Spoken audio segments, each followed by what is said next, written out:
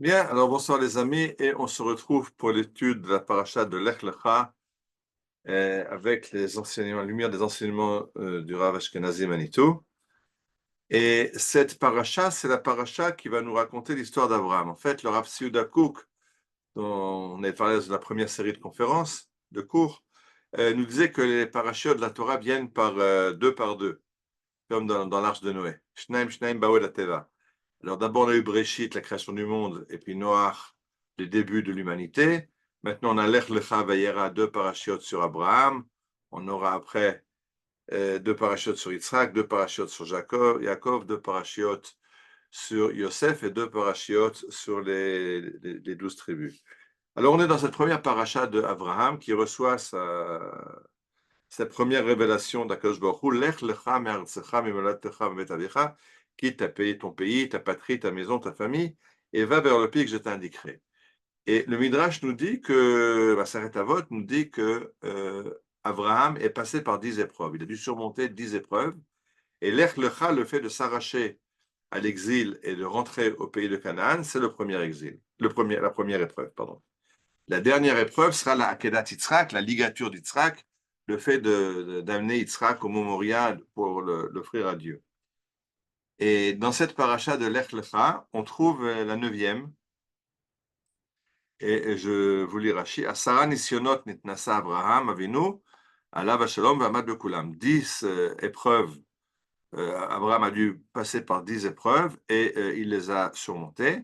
Le Hodia Kama Chibatosh d'Abraham Avinu Alav Shalom pour qu'on comprenne l'amour d'Abraham pour Dieu. Et Rashi nous explique que quelle est la neuvième épreuve. La neuvième épreuve, ça a été de renvoyer Ishmaël, de chasser son fils Ishmaël de la maison. On se rappelle que Sarah, l'épouse d'Abraham, était stérile et elle a dit à Abraham, prends ma servante comme seconde épouse, Hagar, et Hagar l'égyptienne lui donne un fils Ishmaël qui sera de 13 ans l'aîné de Yitzhak, le fils que Sarah enfantera quand elle aura, elle, 90 ans et Abraham 100 ans. Et, et ce qui est très intéressant dans la paracha, c'est que c'est Sarah qui demande à Abraham de renvoyer Ishmaël. C'est elle qui avait proposé à Abraham de se marier avec Agar et d'avoir cet enfant, puisqu'elle ne peut pas donner d'enfant. Et c'est elle, une fois qu'elle a Yitzhak, qui lui dit, OK, maintenant Ishmaël n'a plus sa place ici, renvoie-le. Vatere Sarah et ben Agar à Mitzri, Tashalda, l'Abraham Metzachek. Et pourquoi elle a demandé à Abraham de renvoyer Yitzhak, de renvoyer Ishmaël?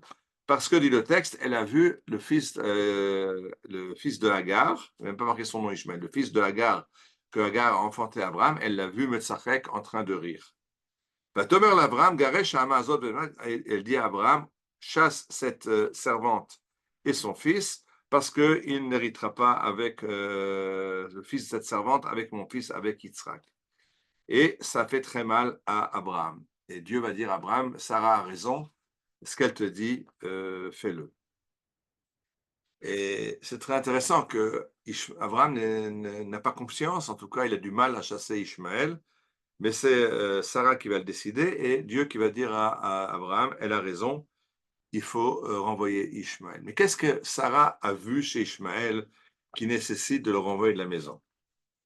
Et les Chachamim dans la Tosefta, donc un texte du début du Talmud, nous disent qu'elle a vu qu'il avait commis trois grosses erreurs. Vous savez que dans la tradition juive, il y a trois fautes principales: Avodah Zara, l'idolâtrie, Gilouy Arayot, la débauche sexuelle, et Shfichut Damim, le meurtre.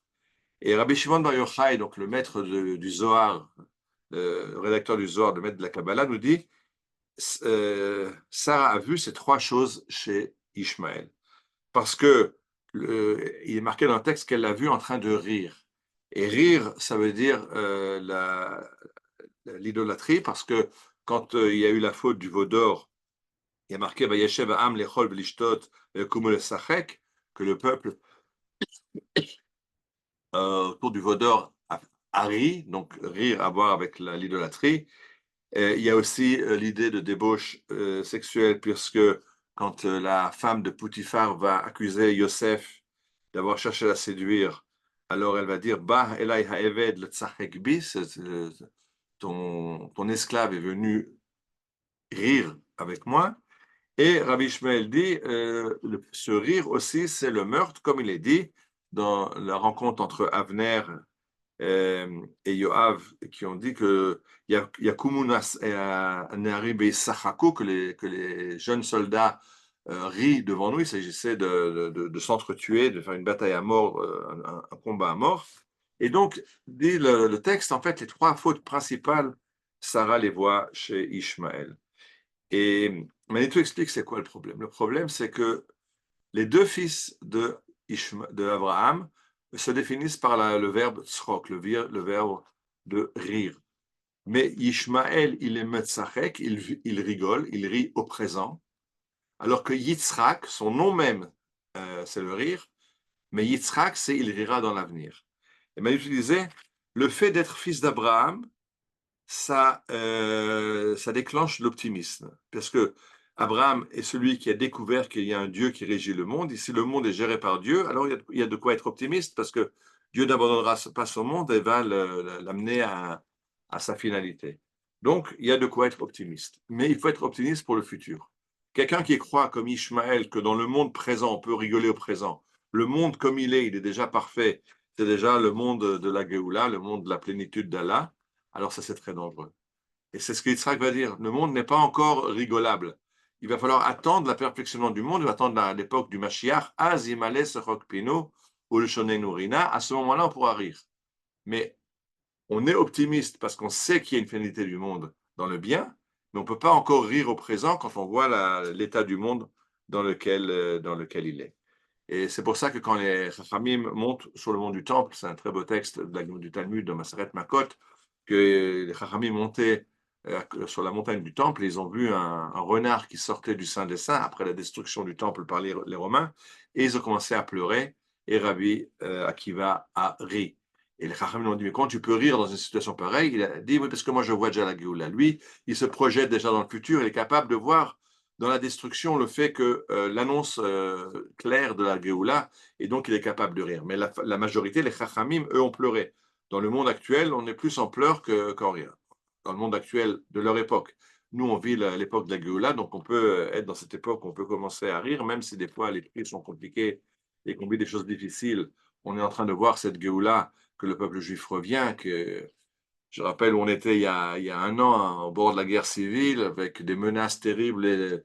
Le Hezbollah va nous détruire, le Hamas va nous détruire, l'Iran va nous anéantir. Et voilà qu'il n'y a plus de Hamas, il n'y a plus de Hezbollah. Et bientôt, il n'y aura plus non plus d'Iran. Et disait Manitou, c'est ça quand nous dit Rashi, que la 9e épreuve d'Abraham, c'est de renvoyer Ishmaël. C'est très difficile pour Abraham, qui est l'homme du chesed, l'homme de la bonté, de jeter son fils de la maison. Mais celui qui continue l'histoire d'Abraham, c'est Yitzhak et Yaakov, et non pas Ishmaël. Et donc, il va falloir arriver à cette conclusion que Ishmaël n'a pas sa place sur la terre d'Israël. Il a sa place dans le monde. On a besoin d'Ishmaël. Ishmaël a de quoi apporter au monde.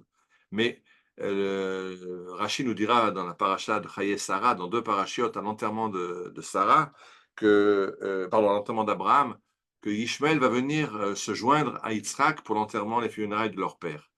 Et là, dit Rachid, il a fait Teshuvah parce qu'il donne la présence à Yitzhak. Ishmaël est capable de comprendre que la présence va à Israël, à Yitzhak et bien sûr après Jacob et Israël, et que lui n'est que le fils de la servante. Mais tant qu'il ne le comprend pas, alors l'ordre est donné à Abraham, d'abord par Sarah et entériné par Dieu, Garesh Ha'ama Azot Bet Bena, renvoie cette servante et son fils jusqu'à ce que Ishmaël soit capable de comprendre qu'il est le fils de la servante et pas le fils premier-né d'Abraham.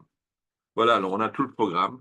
Il va falloir y arriver. On a commencé par la guerre. Alors, on nous a annoncé que c'est pour détruire le Hamas, pour détruire le Hezbollah. Le texte de la Torah est un peu plus clair. Garesh, Amazot, Bedma. Il ne peut pas être ici dans le temps présent. Quand il pourra après comprendre qui nous sommes nous et qui il est lui, alors on pourra parler. Mais dans la situation actuelle où il se croit l'héritier d'Abraham, il n'a pas sa place. Et c'est ce qui est en train de se produire dans les jours que nous sommes en train de vivre. Shabbat Shalom et Bezrat Hashem, à la semaine prochaine.